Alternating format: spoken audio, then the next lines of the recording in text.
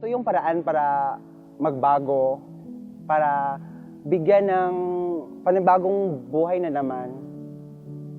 Ma-sustain nila yung discipline na mga na-acquire nila during our trainings. Tapos ma-apply nila yan outside dragon boating. Teamwork, yung patience, yung punctuality, yung inclusiveness.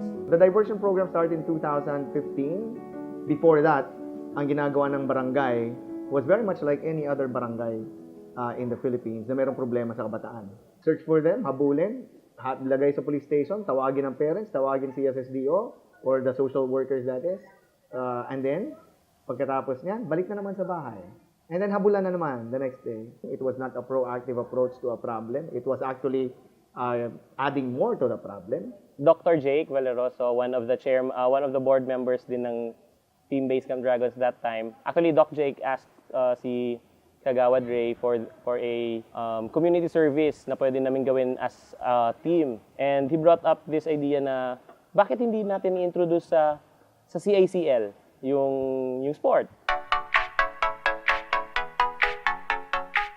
Ang barangay magpo-provide for the transportation of the kids and yung meal nila and the training and facilities and kailangan mga equipments will be provided by our team, by Basecamp. Isa kami sa mga second generation teams ng Dragon Boat dito sa Mindanao. Nag-a-advocate din kami in promoting Dragon Boat sport. Sa tingin ko po, yung Dragon Boat yung nagbigay sa amin ng magbago. Tulay ang Dragon Boat para maiba na naman yung tingin sa amin ng mga tao, matanggal yung diskriminasyon sa CICL. Mintal Dragons is the name of the Dragon Boat team ng mga children in conflict with the law ng Barangay Mintal. Nagte-training kami twice a week. Training nila is like parang sa base camp lang din, sa Basecamp Dragons na yung discipline, ganun pa rin. Technique na tinuturo namin. Hindi lang siya sa physical aspect pala yung pagtuturo namin sa kanila. May challenge kami sa ano nila, sa mental or psychological na pagmamanage sa kanila. Ini-instill pa rin namin kung ano yung kultura ng team sa disiplina. Yung diversion po yung isang programa na mailipat namin yung focus ng mga bata. Papalayo sila sa yung illegal drugs, yung pagrarugby, pagrarayot. That the barangay is one and strong in our commitment to protect yung children natin. So we talk to the parents, bakit ba? Bakit nagkakaganito? Anong problema? May problema ba sa bahay? We need to have a functional BCPC. The Barangay Council for the Protection of Children is a very important part of the barangay. Regardless of how stretched too thin we are in our work, but protecting the rights, protecting our children is very important. Nagpaplano po kami sa mga bata, no?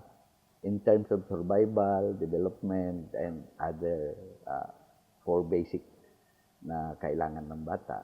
So, that way, yung mga subcommittees namin pinaplano din kung anong magawa ng council sa mga bata. Kasama na po yung, of course, yung pinufocus namin yung CICL at saka yung CAR, no? Yung at-risk. Everybody is involved. We have the PNP, we have our CSSDO, we have our NGOs, we have our faith-based organizations, we have our functionaries, our purok leaders, the staff here. Everybody is involved. Siyempre, including the parents, including the kids, most importantly.